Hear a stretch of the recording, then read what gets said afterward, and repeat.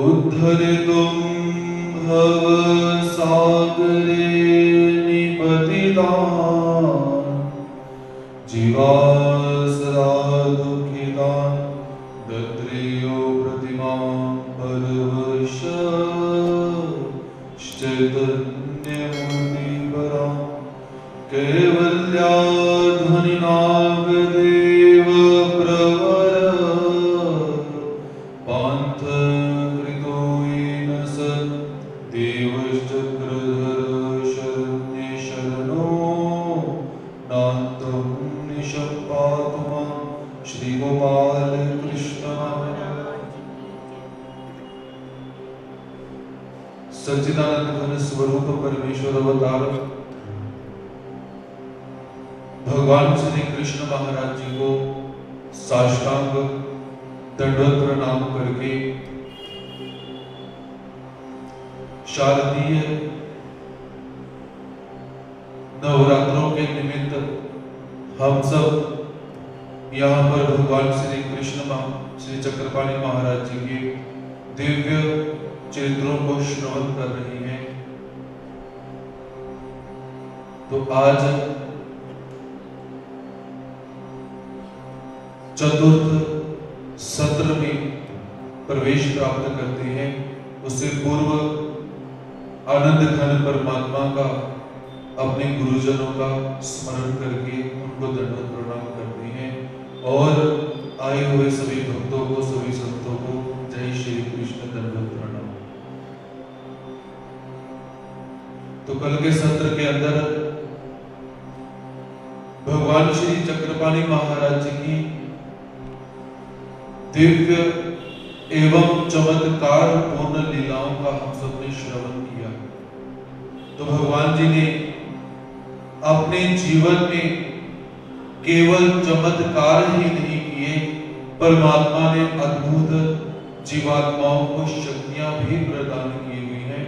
तो उस विषय में हम अग्रसर होते हैं। जैसे कि आप सबको अवगत है कि हमारा जय कृष्णी पंथ जो बहुत ही उत्तम पंथ है एवं जिसमें गुरु का महत्व प्रत्येक अवतार बार बार बतलाते हैं अपनी गतिविधियों से। भगवान श्री चक्रपाणी महाराज जी ने श्री दत्तात्रेय महाराज जी को गुरु रूप में धारण किया। गुरु स्वयं बनकर अब भगवान श्री चक्रपाणी महाराज जी श्री गोविंद प्रभु महाराज जी को ज्ञान शक्ति स्वीकार करने जा रही हैं। तो भगवान जी की, श्री चक्रपाणी महाराज जी की और श्री गोविंद प्रभु महाराज जी की जो भेंट है उस चरित्र को श्रवण करते हैं। एक बार भगवान श्री चक्रधर स्वामी जी महादाई साहब को कहते हैं कि अरे महादाई साहब, क्या तुम जानते हो कि श्री गोविंद प्रभु महाराज जी और भगवान श्री चक्रधर स्वामी जी का मिलाप की भेंट कैसी हुई? तो महादाई साहब ने कहा कि महाराज आप बताइए।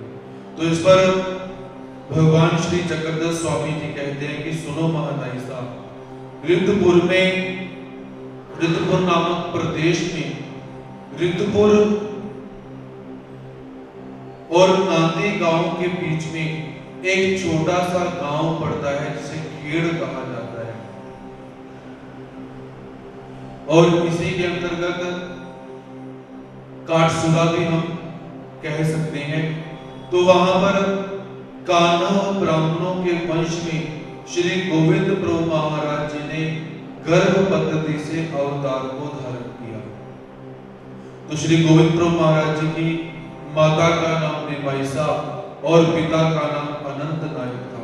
तो भगवान श्री चक्रधर स्वामी जी कहते हैं कि महादाई साहब, भगवान श्री गोविंद प्रभु महाराज जी के जो माता पिता थे उनके घर में बहुत सारी संतानें होती थी, लेकिन वो मर जाया करती थी। तो अंतिम संतान के रूप में परमात्मा ने अवतार धारण किया।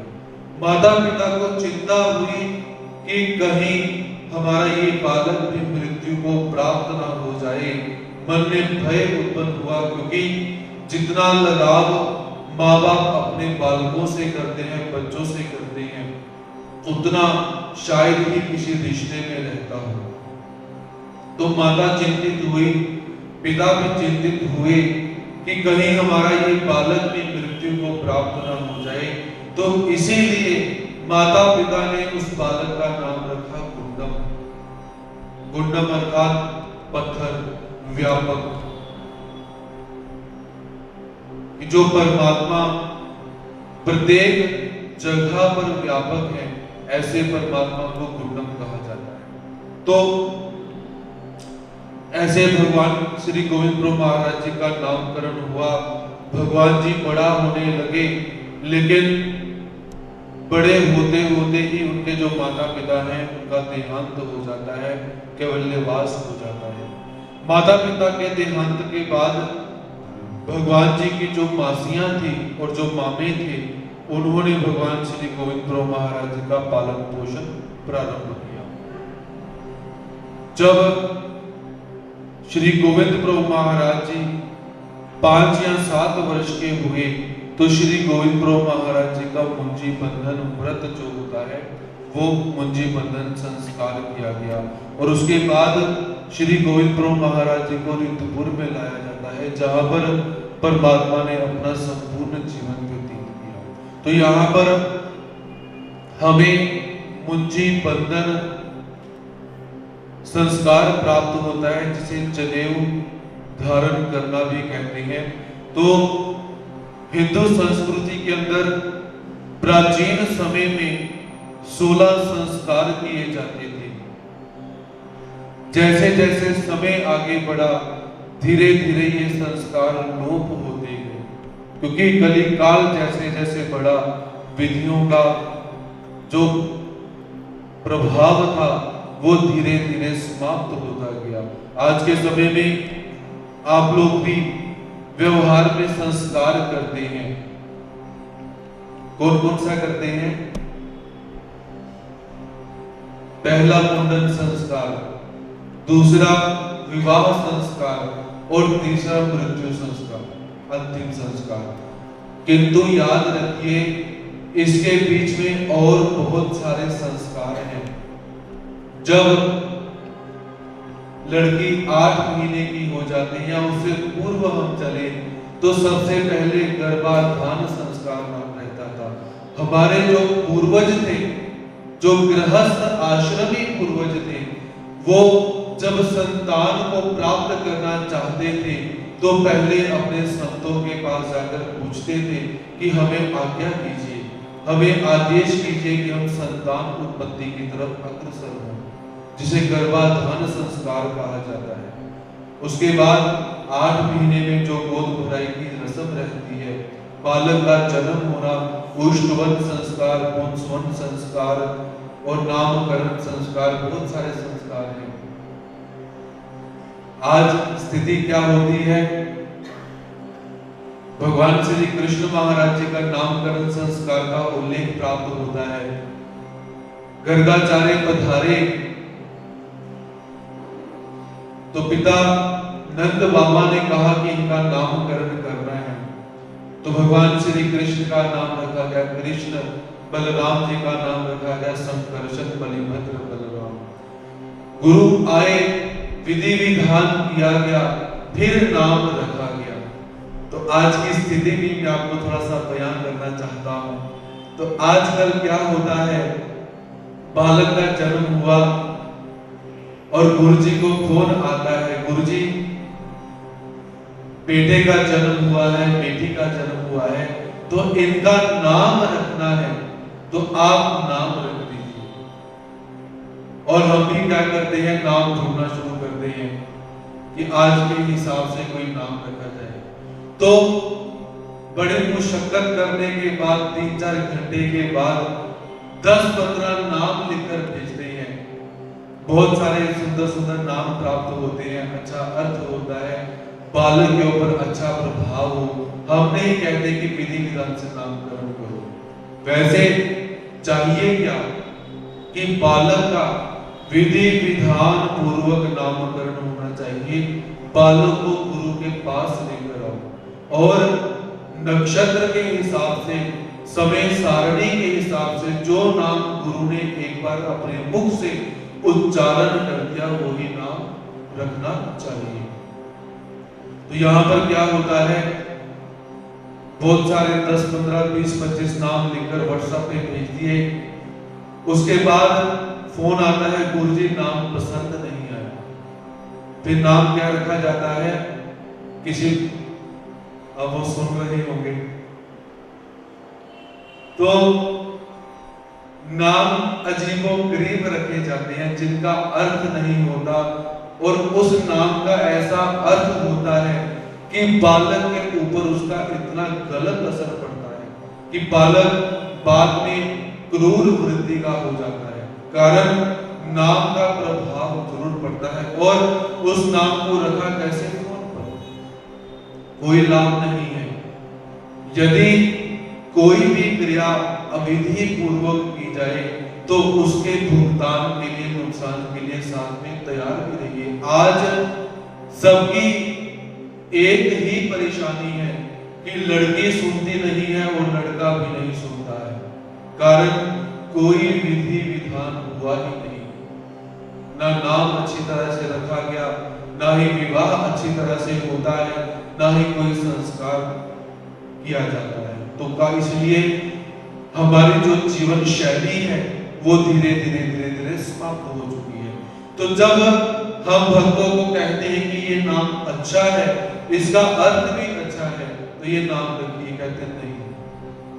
और ऐसे विपरीत नाम रखे जाते हैं कि जो ना हिंदू संस्कृति में है और ना ही उनका कोई अर्थ रहता है। मर्जी तो आप लोगों की है, हमारा बताना कर्तव्य है कि आप क्या करें और क्या ना करें। तो समय आने पर आपको 16 संस्कार भी बताए जाएंगे कि कौन कौन से होते हैं। तो यहाँ पर श्री गोविंद प्रभु महाराज जी का नाम रखा गया, और अभी ये नाम रखा हुआ है उनके माता पिता ने, अभी वो किसी गुरु के पास नहीं गए। तो उसके पश्चात श्री गोविंद प्रभु महाराज जी को रिंगपुर लाया जाता है। दिगोपाध्य, भोपदेवोपाध्य, महादेव उपाध्य, इन 3 भाइयों के पास श्री गोविंद प्रभु महाराज जी को अध्ययन करने के लिए रखा जाता है। तो वहां पर श्री गोविंद प्रभु महाराज जी अभ्यास प्रारंभ करते हैं, और भगवान श्री गोविंद प्रभु महाराज जी अजाट अद्भुत बुद्धि का स्वीकार करते हैं। जो पाठ बालकों को एक दिन में भी याद नहीं होता, तो श्री गोविंद प्रभु महाराज जी एक निमिष मात्र में उसको याद कर लेते हैं। निमिष मतलब पलक झपकते हैं, पलक खोलते हैं, इस समय को निमिष कहा जाता है। और जिस पाठ को बालक 1 महीने में याद करते हैं, श्री गोविंद प्रभु महाराज जी दिन में याद कर लेते हैं। जिस पाठ को श्री गोविंद प्रभु महाराज जी 1 महीने में याद करते हैं, तो बालकों को वो पाठ याद करते करते साल लग जाता है। और श्री गोविंद प्रभु महाराज जी की ऐसी तीव्र बुद्धि है कि जो बालक है जब पाठ याद करते हैं तो उसमें कोई बालक गलती करता है तो उसे बता देती है। और जब अध्ययन करवाते करवाते कोई शिक्षक गलत बोल दे तो श्री गोविंद प्रभु महाराज जी उनको भी बोलते हैं कि आपने यहाँ पर गलती कर दी। तो ऐसी अजाट सामग्री श्री गोविंद प्रभु महाराज जी स्वीकार करती हैं। उसके पश्चात जब श्री गोविंद प्रभु महाराज जी 12 साल के हुए तो उन्होंने संन्यास धर्म का स्वीकार किया। तो श्री गोविंद प्रभु महाराज जी के गुरु का नाम है कमलारण्य, और संन्यास लेने के बाद श्री गोविंद प्रभु महाराज जी का नामकरण पुनः किया जाता है, जिनका नाम क्या रखा था, विबुधा रत्न। संन्यास लेने के बाद नाम रखा गया। तो उसके पश्चात भगवान जी ने उस नाम का स्वीकार किया, और भगवान जी उसके पश्चात द्वारका में आ जाते हैं, और साथ में दुंडी राव जो उनके गुरु भाई हैं वो भी साथ में हैं। अब श्री गोविंद प्रभु महाराज जी द्वारका में पहुंचे, और उस समय द्वारका में श्री चक्रपाणि महाराज जी अपनी दैनंदिन दिनचर्या में परमात्मा आरूढ़ हुए पड़े हैं। तो श्री गोविंद प्रभु महाराज जी गोमती नदी के किनारे पर आसन लगाकर बैठे हुए हैं, साथ में ढूंढी राहुल भी बैठे हुए हैं। और ढूंढी राहुल ने क्या किया हुआ है कि एक छोटा सा कोई आसन लगाया हुआ है और उसमें छोटी छोटी मूर्तियां रखी हुई हैं। वो अपना पूजा पाठ कर रहे हैं, श्री गोविंद प्रभु महाराज जी अपना बैठे हुए हैं। तो वहां पर श्री चक्रपाणी महाराज जी पहुंचे। तो श्री चक्रपाणी महाराज जी ने क्या किया, श्री गोविंद प्रभु महाराज जी के श्री मुकुट के ऊपर सूप रखा, सुपली रखी और उसके ऊपर भगवान जी ने झाड़ू से ऐसे प्रहार किया। तो हुआ क्या, श्री गोविंद प्रभु महाराज जी ने श्री चक्रपाणी महाराज जी से पर और अवर शक्ति का वहां पर स्वीकार किया। और साथ में ही जो दुल्ली राहुल बैठे हुए थे, तो उन्होंने जो देवताओं की मूर्तियां रखी हुई थी, तो श्री चक्रपाणी महाराज जी ने क्या किया, पहले उसके सिर के ऊपर झाड़ू मारा। तो झाड़ू मारने से क्या हुआ, मंत्र जाप विदित जो दुंडी राहुल थे उन्हें एक सिद्धि प्राप्त हुई, जिसके अंतर्गत सारे के सारे मंत्रों की जो जातियां होती हैं उन्हें अवगत होना शुरू हो गया कि ये मंत्र इस जाति का है, ये मंत्र इस जाति का है, इस मंत्र का अर्थ ये है, इस मंत्र को जपने से ऐसा कार्य हो जाएगा। ऐसी उन्हें सिद्धि प्राप्त हो गई। और दुंडी राहुल एक डंडा लेकर बैठे हुए हैं, तो श्री चक्रपाणी महाराज जी ने क्या किया, उस डंडे को पकड़ के फेंक दिया और जितनी देवी देवताओं की मूर्तियां रखी थी उन सारी मूर्तियों को उठाकर भगवान जी ने गोमती नदी में डाल दिया। ऐसे जो श्री चक्रपाणी महाराज जी थे, उन्होंने श्री गोविंद प्रभु महाराज जी को ज्ञान शक्ति प्रदान की। आज से श्री गोविंद प्रभु महाराज जी के गुरु श्री चक्रपाणी महाराज जी बन जाते हैं। आप लोगों ने अक्सर सुना हुआ है कि हमारे महानुभाव पंथ के आदि कारण कौन है, जोर से बोलो, श्री दत्तात्रेय महाराज जी। फिर आप भगवान श्री कृष्ण महाराज जी का जयकारा पहले क्यों बोलते हो? आपको तो पहले श्री दत्तात्रेय महाराज जी की जय, श्री गोपाल कृष्ण महाराज जी की जय, श्री चक्रपाणी महाराज जी की जय बोलना चाहिए, लेकिन आप क्या करते हो, श्री गोपाल कृष्ण महाराज की जय, श्री दत्तात्रेय महाराज जी की जय। कोई बात तो जमी नहीं। दत्तात्रेय महाराज जी चतुर्युग में रहने वाले अवतार हैं।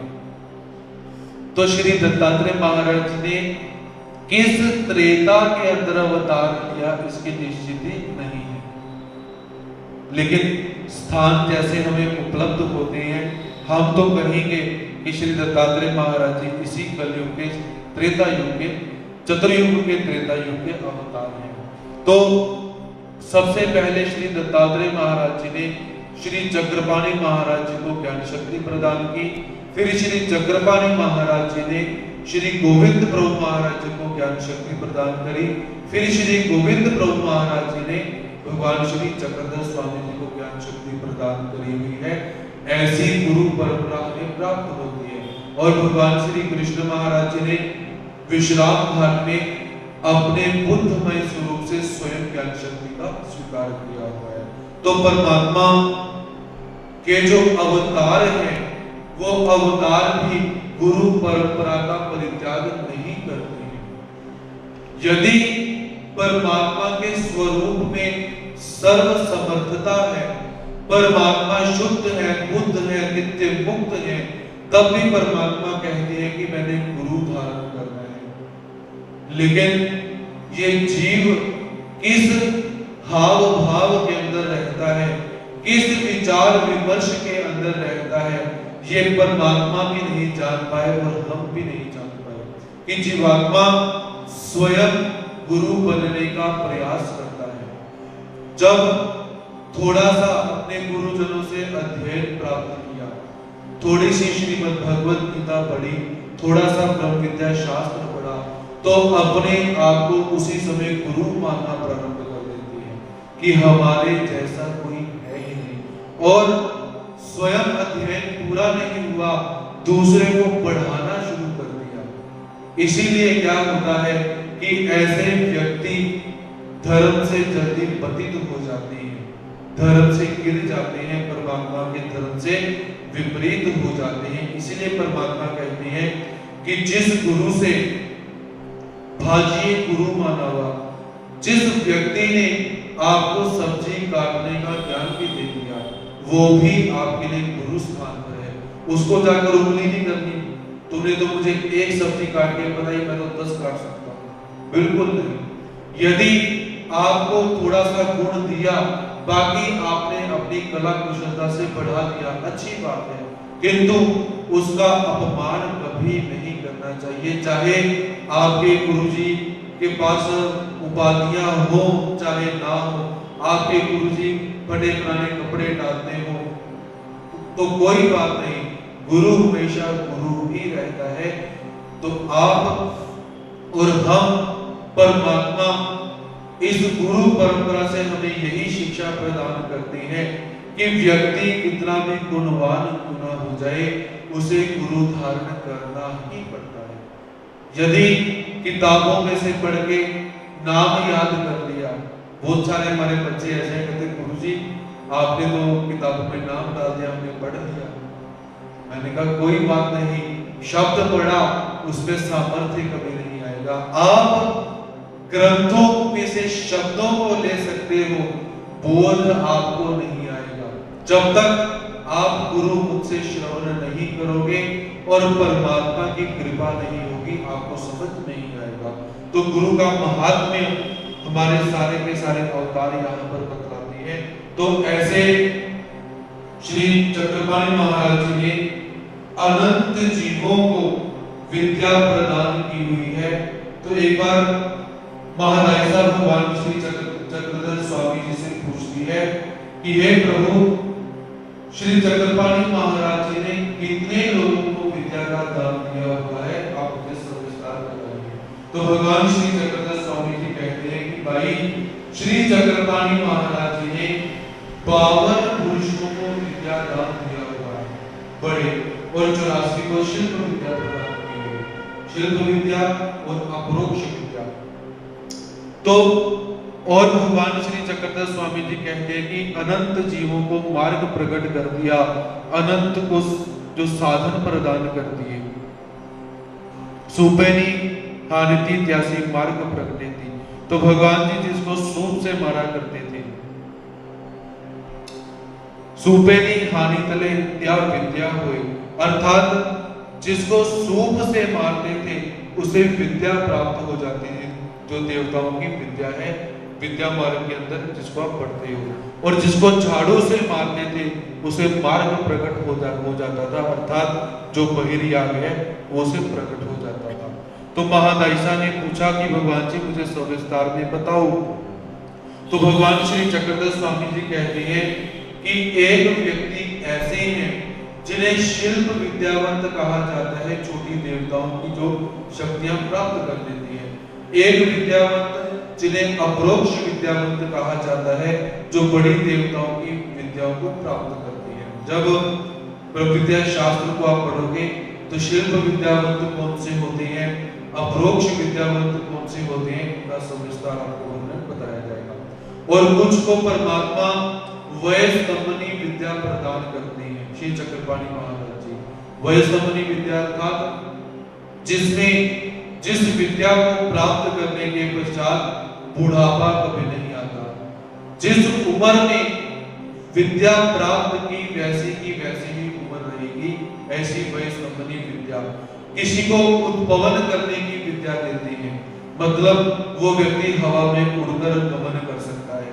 किसी को अंतरिक्ष में गमन करने की विद्या देते हैं, किसी को ऐसी विद्या प्रदान करते हैं कि वो पानी के ऊपर चलकर जा सकता है, और किसी को ऐसी विद्या प्रदान करते हैं कि जो पानी के बीच में जाकर खड़ा हो जाता है, और किसी को ऐसी विद्या श्री चक्रपाणि महाराज जी प्रदान करते हैं कि वो लोगों को बड़े बड़े आश्चर्य दिखाता है। ऐसे बहुत सारे सिद्ध साधक हुए जिन्हें श्री चक्रपाणि महाराज जी ने बहुत सारी विद्याएं प्रदान की हुई है। तो उसके पश्चात महादायिसा ने जब सुना कि श्री चक्रपाणि महाराज जी ने 52 पुरुषों को विद्या प्रदान की हुई है, तो सहसा महादायिसा हमारे जैसी नहीं थी। महादायिसा कैसी थी? महतारी चर्चक जिज्ञासक। महादायिसा पूछती रहती थी कि प्रभु ऐसे कैसे हुआ, ये कैसे हुआ, ये क्यों हुआ।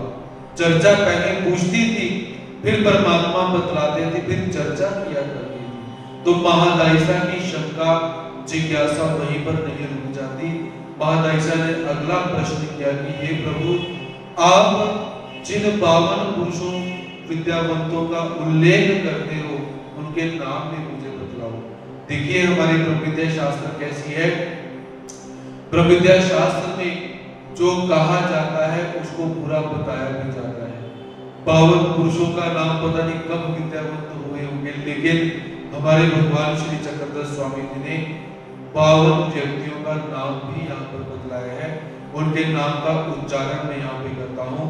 अनंत मुनि, महादेव मुनि, खलदेव मुनि, सारंग मुनि, कमलदेव मुनि, अनुभव मुनि, रामदेव मुनि, वैज मुनि, माधव मुनि, भागवत मुनि, गोविंद मुनि, नरसिंह मुनि, परशुराम मुनि, वामन मुनि, भानु मुनि, जयदेव मुनि, महादेव मुनि, जयदेव मुनि, एक देवा मुनि, लिंग मुनि, तिगव मुनि, केशव मुनि, जागदेव मुनि, दामोदर मुनि, मुकुंद मुनि, रूपदेव मुनि, उदली नाथ, नागनाथ, सोमनाथ, सिद्धनाथ, बंकनाथ, विश्वनाथ, केतनाथ, भावनाथ, ब्रह्मनाथ, उत्तरेश्वर, कालीश्वर, कामेश्वर, कोलेश्वर, देवेश्वर, शुक्ल भट्ट, कृष्ण भट्ट, हरि भट्ट, काई देव भट्ट, हे भट्ट, दुद्दी राउल,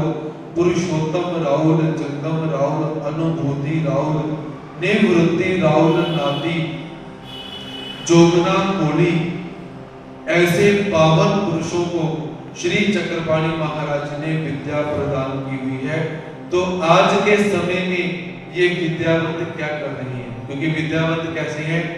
जब तक कलयुग खत्म नहीं होगा ये अपना काम कर रही है।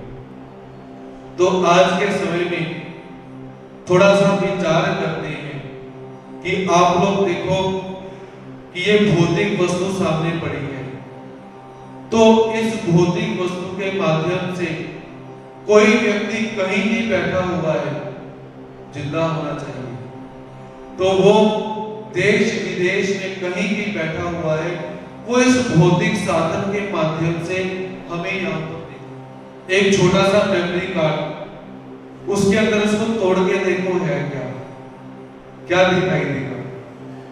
पता ही नहीं। बैटरी, उसको तोड़ के देखो उसमें क्या है, कुछ पता ही नहीं। विद्युत आप देखते हो, दिखाई नहीं देती, लेकिन उसके कार्य आपको दिखाई देते हैं। बहुत बड़ा जहाज आकाश मार्ग में किसी भी अवरोध के बिना गतिमान हो रहा है, चल रहा है, बीच में लोग आनंद कर रहे हैं। पानी के अंदर जहाज, पानी के ऊपर इतना वजन होने के बाद भी पानी के ऊपर चलता जा रहा है। मशीन रखी है, आप उसमें पासवर्ड डालते हो, पैसे बाहर निकल के आ जाते हैं। या बहुत सारी और ऐसी मशीनें हैं जो आप लोगों ने अभी देखी ही नहीं। तो ये चमत्कार कहां से हो रहा है? क्या कुछ विचार किया? तो ये चमत्कार सामान्य व्यक्ति के वश की बात नहीं है, बिल्कुल भी। सामान्य व्यक्ति तो ये नहीं देख सकता कि मैंने अगले घंटे में करना क्या है, होगा कि नहीं होगा। सामान्य व्यक्ति की बुद्धि इतनी काम नहीं करती।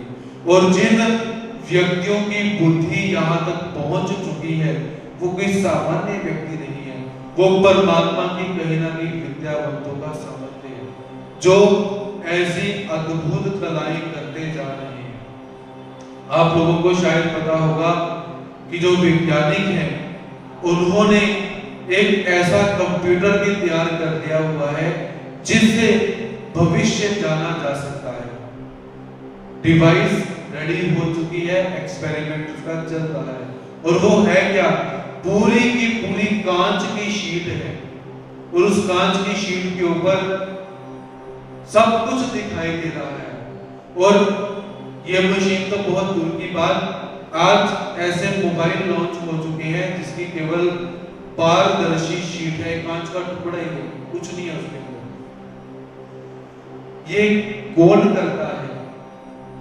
तो ये सारे के सारे जो कार्य हैं, कहीं ना कहीं इनके पीछे भगवान श्री चक्रपाणि महाराज जी के विद्यावंतों का ही सामर्थ्य है, जो ऐसी ऐसी दिव्य गतिविधियां चलती जा रही हैं। तो ऐसे भगवान श्री चक्रपाणि महाराज जी ने अनंत जीवों का उद्धार किया हुआ है, अनंत जीवों को विद्या प्रदान की हुई है, अनंत जीवों को मार्ग प्रदान किया हुआ है, ऐसा हम यहाँ पर देख सकते हैं। एक बार भगवान श्री चक्रधर स्वामी जी जोगरा नामक भक्त की कथा, जो कि श्री चक्रपाणि महाराज जी से ही संबंधित है, वह कथा अपने भक्तों को सुनाती है। तो भगवान श्री चक्रधर स्वामी जी कहते हैं कि अरे भाई, एक डाकुओं का सरदार था जिसका नाम था जोगरा। तो ये जाति से क्या था? कोली जाति का था। कोली अर्थात मुझे लगता है कि जो मछली का व्यापार करते हैं उनके अंदर की ये जातियां रहती हैं।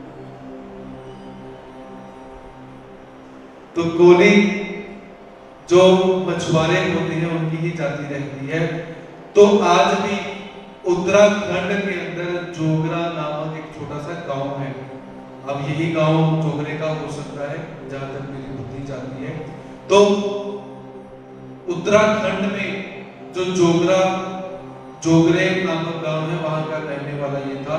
तो इसी के कारण इसका नाम जोगरा पड़ जाता है। तो ये करता क्या है? बहुत सारे सैनिक इसके पास हैं, तो इसने अपनी एक बहुत बड़ी टीम बनाई हुई है, जिसने 7-8 लोगों को मुख्य बनाया हुआ है, और उनके अंडर 20-25 लोगों की टीम काम करती है। तो ऐसे 25 लोगों का सरदार कोई और ये सभी लोगों का सरदार होकर, सबका नायक होकर वहां पर अपना काम करता है। तो जोगरा सभी को आदेश देता है कि मुझे द्रव्य चाहिए, मुझे पैसा चाहिए, तो शाम तक मुझे पैसा चाहिए, कैसा भी लेकर आओ, कुछ भी करो। तो वो सारे के सारे जो 7-8 नायक थे, वो अपने जो साथी थे उनको कहते हैं कि चलो इस तरफ चलो, आज यहाँ पर लूटते हैं, दूसरी तरफ चलो यहाँ पर लूटेंगे, यहाँ से बारात आ रही है, बारात को लूटते हैं, यहाँ से कोई ब्राह्मण जा रहा है, कोई राहगीर जा रहा है, तो उसको लूटते हैं। तो ऐसे जोगरे के आदेश पर वो सारे के सारे क्या करते थे? लूट मार करते थे। बच्चों को मार देते, स्त्रियों को मार देते, ब्राह्मणों को मार देते, किसी की नई शादी हो रही है, दुल्हन जा रही है, उसको मार देते, उसमें सोना जेवरात ले जाते। तो ऐसे बहुत समय तक उन्होंने लूटमार करी, और उसका जो पैसा इकट्ठा होता था आकर जोगरे को दे दिया करते। तो एक दिन जोगरा कहता है कि अरे भाई, तुम लोग बहुत पैसा इकट्ठा करके लेके आते हो, तो मैं भी आज तुम्हारे साथ चलूं, देखूं करते क्या हो तुम। तो जोगरे ने क्या किया? उन सबके साथ वो घोड़े पर बैठता है और अपने साथियों के साथ चला जाता है, और वहां पर क्या देखता है कि जैसे ही कोई बारात आ रही है, तो इन्होंने सभी बारातियों को मारना शुरू कर दिया।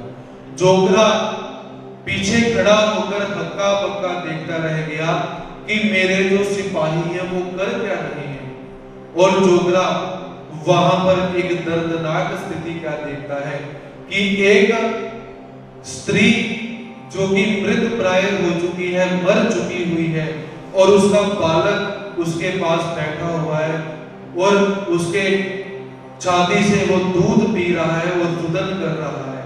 जोगरा ऐसी स्थिति को देखता है। और दूसरी स्थिति जोगरा क्या देखता है कि एक गर्भवती स्त्री थी जिसके पेट को उसके साथियों ने तलवार से मारा और अंदर जो अध पका बच्चा था वो बाहर आया हुआ है और ऐसा फटा हुआ पेट जोगरा देखता है। तो जब जोगरे ने ऐसी स्थिति देखी तो वो अंदर से कंपायमान हो जाता है, हिल जाता है कि ये क्या कर रहे हो। उसने उसी समय अपने साथियों को बोला कि अरे ये क्या कर रहे हो, ऐसा करने के लिए तुम्हें किसने कहा। तो जो 7-8 नायक थे, बड़े डाकू थे, उन्होंने कहा कि अरे मालिक, अरे सरदार, ये तो आपके आदेश से ही हम करते हैं, हमारा इसमें कोई व्यक्तिगत लेना देना नहीं, आपने कहा तो हमने किया। तो जोगरा अंदर से इतना भयभीत हुआ पड़ा है, कंपायमान हुआ पड़ा है, उनको डांटता है, फिर अपने मन को कहता है कि इनको डांटने से क्या फायदा, आदेश तो मैंने दिया था कि मुझे पैसा चाहिए, जैसे मर्जी लेकर आओ। तो जोगरा दुखी हो जाता है और दुखी होकर कहता है कि अरे पापियों, ऐसा तुमने क्यों किया, मैं पापी हूं, मैंने ऐसा आदेश क्यों दिया, इसका सारा का सारा जो पाप है वो मुझे ही लगेगा। ऐसा मन में अनुताप पैदा हुआ, दुख पैदा हुआ। उसके बाद जोगरा वहां से निकलता है, घोड़े से उतरता है और दुखी अंतःकरण से ब्राह्मणों के पास गया और ब्राह्मणों को जाकर कहता है कि अरे ब्राह्मण देव, मेरे से ऐसा ऐसा पाप हो चुका हुआ है, ग्रंथ निकालो और मुझे बताओ इस पाप की सजा क्या है। अपने पाप को जानना, अपने पाप को सभी जानते हैं, लेकिन जानकर बताकर माफी मांगने वाला कोई कोई होता है और जानकर छुपाने वाले हम सब होते हैं। लेकिन जोगरे को पता था कि मैं यदि इस पाप के साथ मर गया तो मेरी दुर्गति हो जाएगी। इसीलिए ब्राह्मणों के पास जाकर उसने क्या कहा कि अरे ब्राह्मणों, ग्रंथ निकालो जिसमें प्रत्येक गलती की सजा दी गई हो। तो ब्राह्मणों ने ग्रंथ निकाला तो जोगरे ने कहा कि ऐसा ऐसा मैंने किया हुआ है, मैंने अपने मुंह से ऐसा आदेश दिया था कि तुम ऐसा ऐसा मुझे पैसा ला कर दो। तो वहां पर ग्रंथों में प्रायश्चित क्या निकलता है, ध्यान से सुनिए। तो उस ग्रंथ में क्या लिखा हुआ था, और उस ब्राह्मणों ने कहा कि अरे जोगरे, जिस मुंह से तूने आदेश दिया था उस मुंह को अपने हाथ से चमड़े की गीली रस्सी से तूने सीना है, तेरा प्रायश्चित। और सीने के बाद तुझे उपवास रखना है, इसके बाद तेरा पाप नष्ट हुआ नहीं हुआ हम नहीं भूल सकते। तो वो जो जोगरा था अपने घर गया और अपने हाथ से उसने क्या किया, चमड़े की एक रस्सी बनाई, उसको गीला किया और गीला करने के बाद सुई लेकर अपने जो ओठ थे उसको उसने सिलना शुरू किया। सिलने के बाद अपने मन में विचार करता है कि मैंने अपने ओठ तो सिल लिए, पर मुझे पता कैसे चलेगा कि मेरे पाप का प्रायश्चित हो गया। अब मुंह बंद होने के कारण पहले तो मौन धारण हुआ, बोल नहीं सका, दूसरा ना तो भोजन कर सकता था ना ही पानी पी सकता था, फिर भी उसे भोजन की और पानी की चिंता नहीं थी। वो मन में चल रहा है कि मुझे पता कैसे चलेगा कि मेरे पापों का क्षालन हो गया, मैं कहीं ऐसे ही मर न जाऊं। तो ऐसे करते करते उसने क्या किया, वहां से एक यात्रा प्रस्थान कर रही थी, जो यात्रा द्वारका जाने के लिए निकली हुई थी। तो जोगरा क्या करता है, उस यात्रा के साथ निकला और भूख से आक्रांत होकर, प्यास से आक्रांत होकर 21 दिन तक चलता हुआ जोगरा द्वारका प्रदेश में पहुंचता है। तो वहां पहुंचने के बाद क्या है, गांव के बाहर ब्रह्मनाथ नामक एक देवता का मंदिर है। तो वहां पर यात्रा रुकी और यात्रा रुकने के बाद जोगरा जो है वो भी वहां पर रुक जाता है। तो वहां पर रुकने के बाद अगला दिन हुआ, लोग आगे चलने के लिए तैयार हुए, लेकिन जो जोगरा था वहां से बिल्कुल भी नहीं उठा। तो जोगरा उस देवता के समक्ष गया और उस देवता को कहता है कि मुझे कोई रास्ता बताओ जिससे मेरे पापों का क्षालन हो जाए, क्योंकि 21 दिन से ना तो पानी पिया है, ना ही भोजन किया हुआ है और ना ही वो भूला हुआ है। तो उसने क्या किया, ऐसी देवता से प्रार्थना कर रहा है। तो प्रार्थना करते करते रात को देवता स्वप्न में आई और देवता स्वप्न में आकर कहती है कि अरे जोगरे, तूने जितना अपने पापों का प्रायश्चित कर लिया हुआ है वो सारा का सारा जो प्रायश्चित है वो समाप्त हो चुका हुआ है, तो अपने मुंह को खोल दे। तो ऐसा उसने कहा तो जोगरा कहता है कि आप कौन हो? वो देवता कहते हैं कि मैं ब्रह्मनाथ देवता हूं, तो अपने मुख को खोल दे। तो जोगरा कहता है कि बिल्कुल नहीं, जब तक मुझे शाश्वती नहीं होगी कि मेरे पापों का नाश हो चुका हुआ है, तब तक मैं अपने मुख को नहीं खोलूंगा, पानी नहीं पीऊंगा और अन्न का जो है स्वीकार नहीं करूंगा। तो ऐसे करते करते जो जोगरा था वहां से उठा उस देवता की उसने कोई बात नहीं मानी, समुद्र के पास आया और समुद्र के पास आने के बाद क्या है, रात को सोता है। तो सोने के बाद उसे पुनः स्वप्न आता है। अब ग्राम की अधिष्ठात्री देवता थी वो स्वप्न में आई, पहले मंदिर की देवता आई, अब जो गांव की बड़ी देवता है वो आती है। वो भी आकर उसे कहती है कि अरे देवता, अरे जोगरे, तू अपने पापों का तूने प्रायश्चित कर लिया हुआ है, तो अपने मुख को खोल दे, नहीं तो तू मर जाएगा। लेकिन जोगरा कहता है कि मुझे शाश्वती दो, पहले कंफर्मेशन दो कि हाँ तेरे सारे के सारे पाप नष्ट हो चुके हैं। तो वो देवता कहती है कि अरे जोगरे, तू जा, द्वारका प्रदेश में श्री चक्रपाणी महाराज जी हैं, उनके पास जा, वो ऊंट की हड्डियों के ढांचे में बैठे हुए हैं, उनके पास जा, अब आगे का रास्ता तुम्हें वो ही बताएंगे। हम तो हार गए, छोटी देवता ने भी तुझे बोला, मैंने भी तुझे बोला, लेकिन तू मानने को तैयार नहीं है। तो जोगरा घूमता घूमता भगवान श्री चक्रपाणी महाराज जी को ढूंढता है और ढूंढने के पश्चात भगवान जी के पास आया और भगवान जी से आकर विनम्र प्रार्थना करता है कि हे प्रभु, आप मुझे बताएं। प्रार्थना अर्थात हाव भाव से ही उसने बोला होगा, क्योंकि परमात्मा को बोल के बताने की आवश्यकता नहीं है। परमात्मा यदि हम उनको सर्वज्ञ कहते हैं, हम परमात्मा को अंतर्यामी कहते हैं, तो अपना दुख परमात्मा को कभी मत बताओ। परमात्मा जानते हैं कि आपको कौन सा दुख है, और यदि परमात्मा जाने कि हमें कौन सा दुख है तो हमें उतनी भक्ति भी करनी चाहिए, तभी जाकर परमात्मा भी आगे से कोई रिस्पॉन्स देंगे।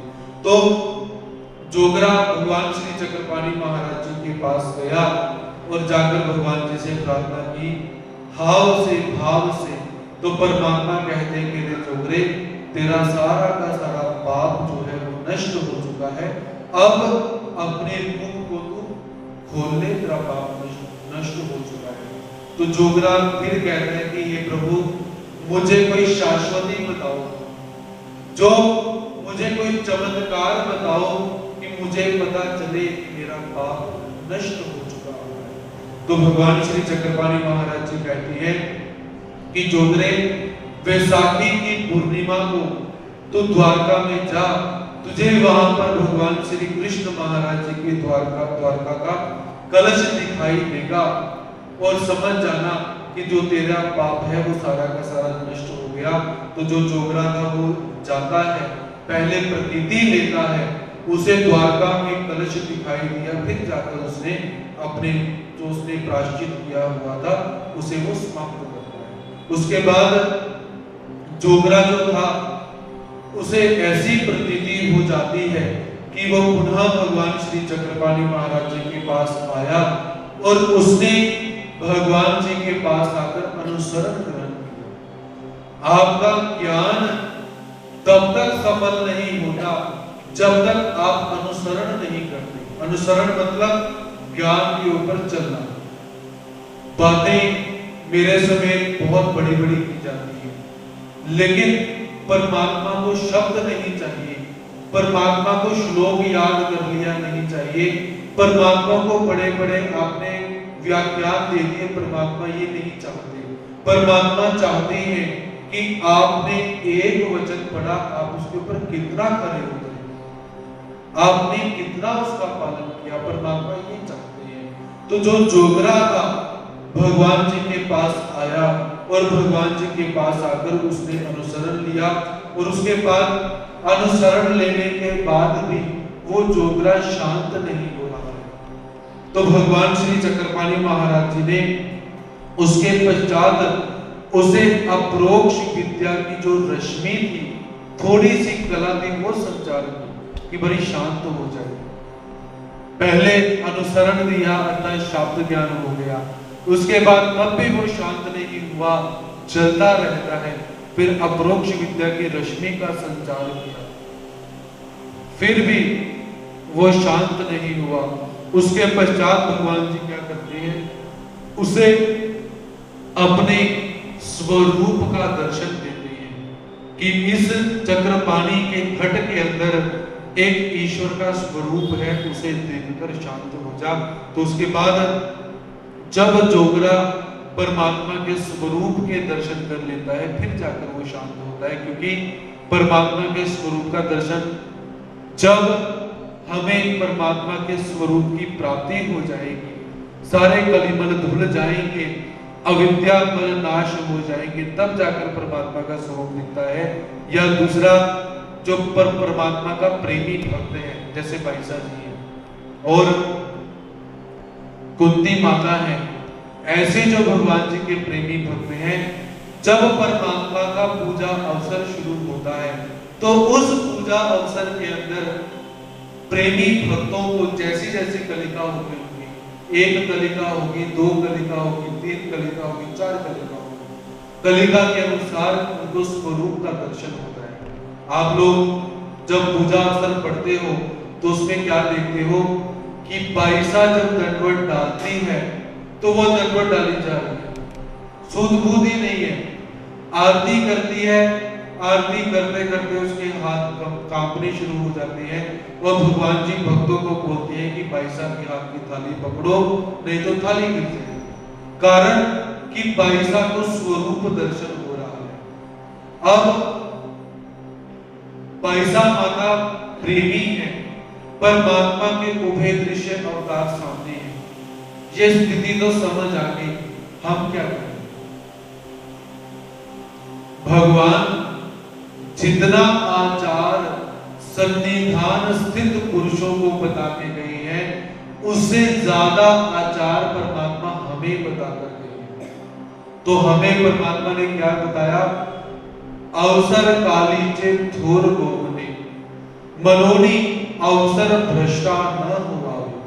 भगवान जी कहते हैं कि अवसर के समय आपको अधिक पुण्य प्राप्त होता है, इसीलिए अवसर भ्रष्ट कभी नहीं होना चाहिए। एक छोटा सा पाप आपको मैं और बताता हूं। जब आपको पता चला कि आज शुक्रवार है, कल शुक्रवार है, आज वीरवार है, तो आपको पता चला कि मंदिर में देव पूजा की पेटी खुली है, बाहर से कोई संत आए हैं, मंदिर में कथा रखी गई है, सभी भक्तों के लिए भोजन रखा गया हुआ है, पंचोद्धार अवसर रखा गया है, सत्संग रखा गया है।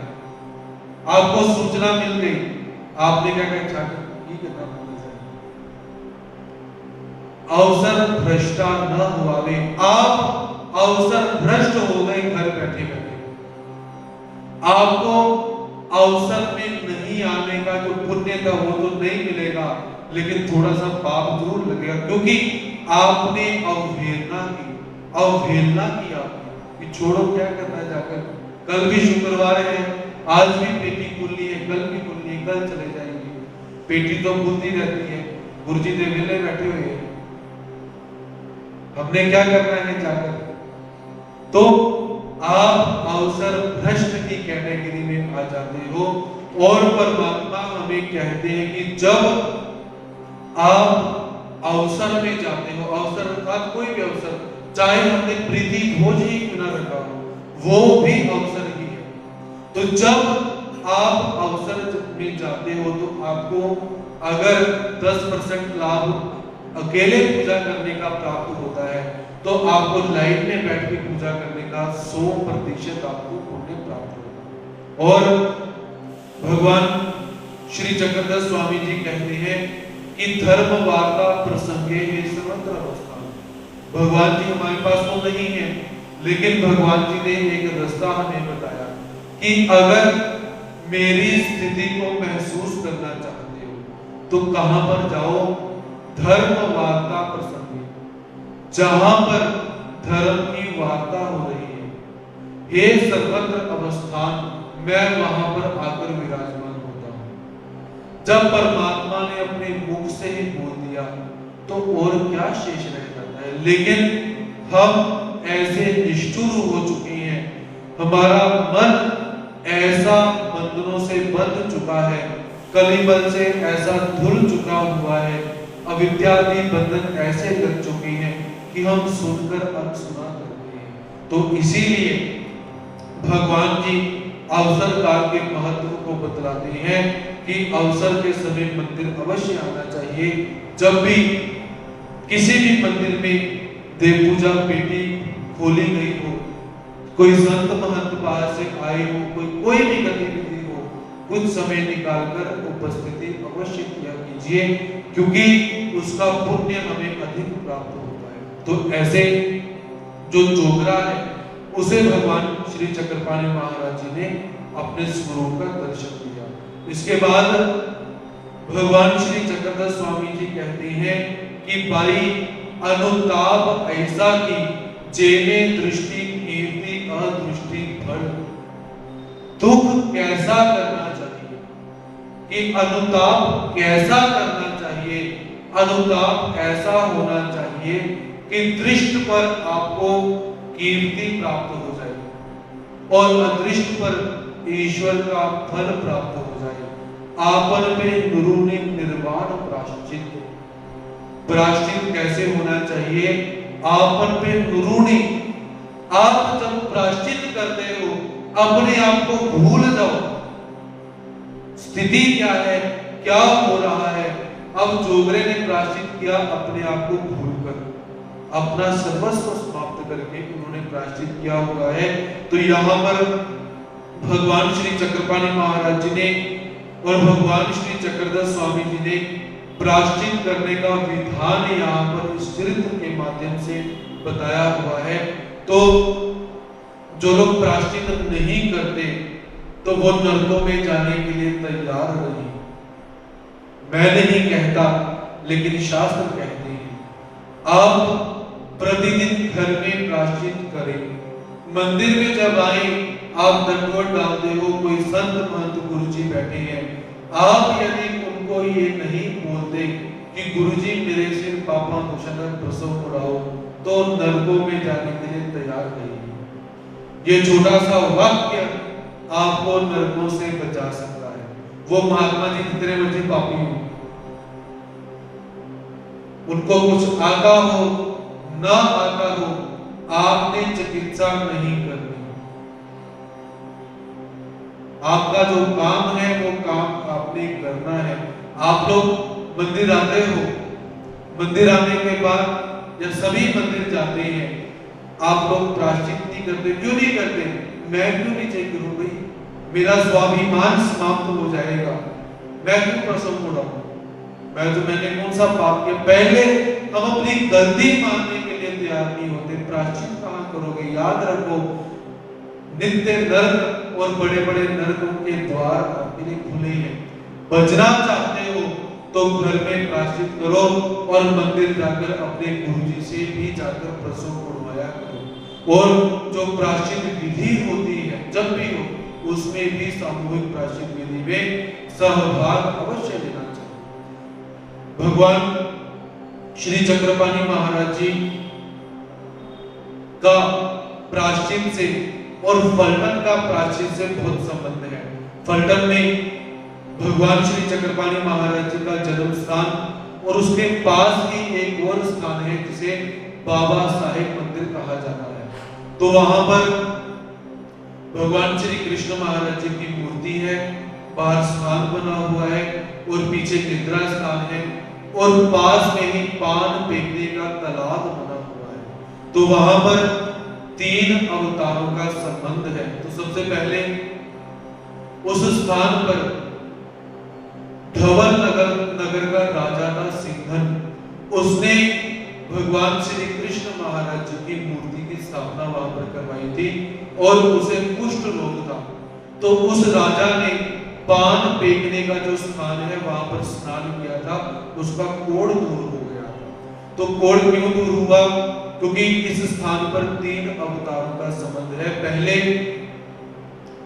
श्री दत्तात्रेय महाराज जी, श्री चक्रपाणी महाराज जी, भगवान श्री कृष्ण महाराज जी। तो हम व्यतिक्रम से यहाँ पर चलते हैं क्योंकि विषय प्राचीन का है। तो भगवान श्री कृष्ण महाराज जी जब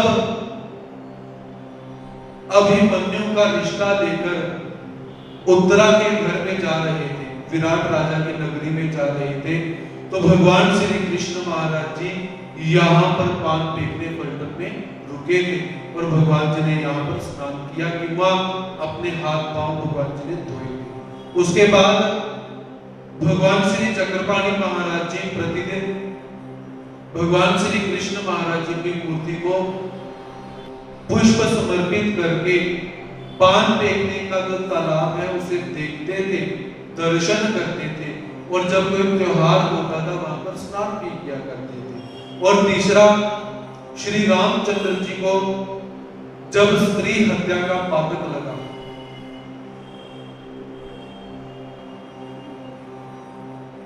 तारका का वध किया था श्री रामचंद्र जी ने। तो तारका एक स्त्री थी, जैसे भी हो, तो उन्हें स्त्री हत्या का पातक लगा। और दूसरा, श्री रामचंद्र जी ने रावण का वध किया था। रावण कौन था? ब्राह्मण। तो उनको ब्रह्म हत्या का पातक भी लगा हुआ था। तो जब श्री रामचंद्र जी को पता चला कि मुझे स्त्री हत्या का भी पातक लगा हुआ है और ब्रह्म हत्या का भी पातक लगा है, तो मैं इस पाप से छूटना चाहता हूं, तो क्या करूं? तो उन्हें आदेश हुआ कि श्री दत्तात्रेय महाराज जी आपको इस पाप से मुक्त कर सकते हैं। तो श्री रामचंद्र जी फलटन में आए, तो फलटन में पान फेंकने तालाब पर आए। उस समय तालाब नहीं है, तो वहां पर श्री दत्तात्रेय महाराज जी की उन्होंने प्रार्थना करी, भगवान जी प्रकट हुए। तो श्री रामचंद्र जी ने कहा कि हे प्रभु, मुझे ब्रह्म हत्या का, स्त्री हत्या का पातक लगा है, इस पाप को नष्ट कीजिए। तो श्री दत्तात्रेय महाराज जी ने कहा कि जाओ, जाकर संपूर्ण तीर्थों का जल लेकर आओ। तो श्री रामचंद्र जी क्या कहते हैं कि हे प्रभु, जहां पर आपके श्री चरण, वहां पर और किसी तीर्थ की क्या आवश्यकता है? तो श्री रामचंद्र जी ने वहां पर पान मारा, वहां से जल निकलता है। उन्होंने उस जल से श्री दत्तात्रेय महाराज जी के श्री चरण धोए और उसी से अपना चरणामृत भी लिया, स्नान भी किया, जिससे उनका ब्रह्म हत्या का पातक समाप्त हो जाता है। देवताओं को भी प्रायश्चित करने की जरूरत आन पड़ी, लेकिन हमें नहीं आन पड़ती है। हम देवताओं से भी बड़े हो चुके हैं, लेकिन जिसे प्रायश्चित का महत्व पता है और जो व्यक्ति नरकों में जाने से घबराता है, वो प्रतिदिन प्रायश्चित अवश्य करेगा। झूठे मुंह ही क्यों ना हो, वो इन चीजों से बचने की कोशिश अवश्य करता है। तो श्री रामचंद्र जी ने श्री दत्तात्रेय महाराज जी से अपने पापों का प्रायश्चित किया। और दूसरी तरफ जिन्हें हम ब्रह्मा विष्णु महादेव कहते हैं, तो छोटे छोटे प्रसंग इनके भी प्राप्त होते हैं। जब ब्रह्मदेव ने भगवान श्री कृष्ण महाराज जी के जो ग्वाले थे, उन ग्वालों को अदृश्य करके अपने धाम में ले गए और भगवान श्री कृष्ण महाराज जी ने उन ग्वालों को दोबारा निर्माण कर दिया। तो उसके बाद ये सारी की सारी लीला होने के बाद ब्रह्मदेव ने आकर भगवान श्री कृष्ण महाराज जी से क्षमा मांगकर प्रायश्चित किया हुआ है। इंद्र देवता ने जब भगवान श्री कृष्ण महाराज जी की परीक्षा लेनी चाहिए, गोकुल धाम पर, वृंदावन धाम पर बरसात कर दी, तब वो सारी लीला समाप्त होने के बाद इंद्र भी भगवान जी के पास आए, भगवान जी से क्षमा मांगकर प्रसव उड़वाया। विष्णु देव जब भगवान लक्ष्मी माता के कहने पर उन्होंने संदीपानी ब्राह्मण के पुत्रों को मार दिया, वो सारी लीला होने के बाद विष्णु भी भगवान जी से क्षमा मांगते हैं। तो तात्पर्य कि प्रायश्चित का हमारे जीवन में बहुत महत्व रहता है। प्रायश्चित अर्थात जितने अविधि रूप कर्म हमने किए, उन अविधि रूप कर्मों को नाश करने के लिए जो विधि की जाती है उसे प्रायश्चित कहा जाता है। और यदि प्रायश्चित हम देखें तो जो जीसस को मानने वाले हैं, क्रिश्चियन, तो उनके धर्म में ये थोड़ी सी प्रथा हमें देखने को मिलती है। वो भी क्या करते हैं कि वहां पर उनके जो फादर हैं उनका एक कैबिन बना हुआ है, तो उस कैबिन के अंदर कौन है ये पता नहीं, कैबिन के बाहर कौन है ये भी पता नहीं। बताकर आते हैं, आए, और आने के बाद अपने जो पाप उन्होंने किया उस पाप को भूलते हैं और उनको लगता है कि हमारे पापों का नाश हो गया। बाकी और भी जगह पर प्रायश्चित देखने को हमें कहीं ना कहीं ग्रंथों में इसका उल्लेख मिलता ही है, किंतु हमारा ये जो सनातन धर्म है ये सबसे पहले हमें सिखाता है कि क्षमा का दान करना चाहिए, हिंसा की वृत्ति का परित्याग करना चाहिए। अन्य धर्म तो कहते हैं कि मारो, काटो और खाओ। हमारा धर्म कहता है कि किसी का मन भी नहीं दुखाना। ऐसा हमारा सनातन धर्म, हमारा जय कृष्ण धर्म उत्तम है।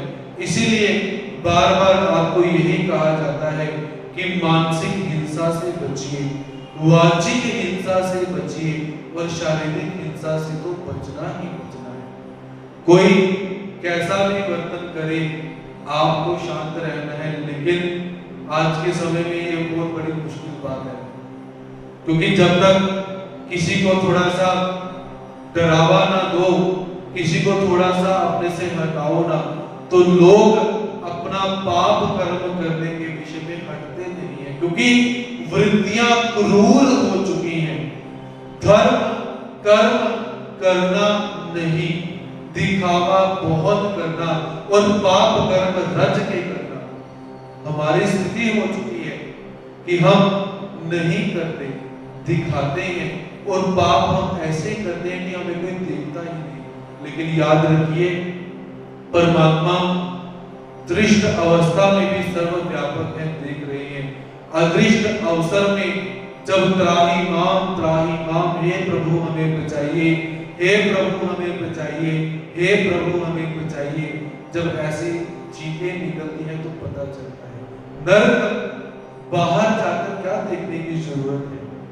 अगर समझने हैं तो एक चक्कर अस्पताल का लगा कर जाओ, एक ही चक्कर लगा कर आना। वहां पर जब पूरे शरीर को मशीनें लगी होती हैं और बाल खड़े हो जाते हैं, आप लोगों ने देखा हुआ है। मैं किसी भगत का पता लेने के लिए गया था, तो उसके बाल पूरे ऐसे खड़े हुए। मैंने पूछा, भाई ये मतलब ऐसे बाल तो तभी खड़े होंगे, कुछ लगाओगे आप क्या? आपने इनके बालों को कुछ लगाया? कहते नहीं, इनको करंट के झटके दिए थे इसलिए बाल ऐसे। और एक भक्त ऐसे कि शरीर में से एक्सीडेंट हुआ, खून निकल रहा है, बाल्टियां भर भर के खून निकल रहा है, मैंने आंखों से देखा। और वो डॉक्टर कहते हैं कि हमारी साइंस कहती है कि शरीर में इतना खून होता है, मेडिकल कहता है कि शरीर में इतना खून होता है, इस आदमी का खून खत्म क्यों नहीं होता? ऐसे नर्क आप देखना चाहते हो तो हॉस्पिटल देखकर आइए, आपको पता चलेगा। अदृश्य नरक तो वैसे ही रोक नहीं है। भगवान जी क्या कहते हैं कि भाई एथोनी निरे निरूपी जति तरी देह धरी ऐसा कौनो वसे। भगवान श्री जगन्नाथ स्वामी जी कहते हैं कि रे भाई, हम नरकों का वर्णन करने लग जाएं और इस देह के अंदर आत्मा रह जाए, ऐसा वीर कौन है?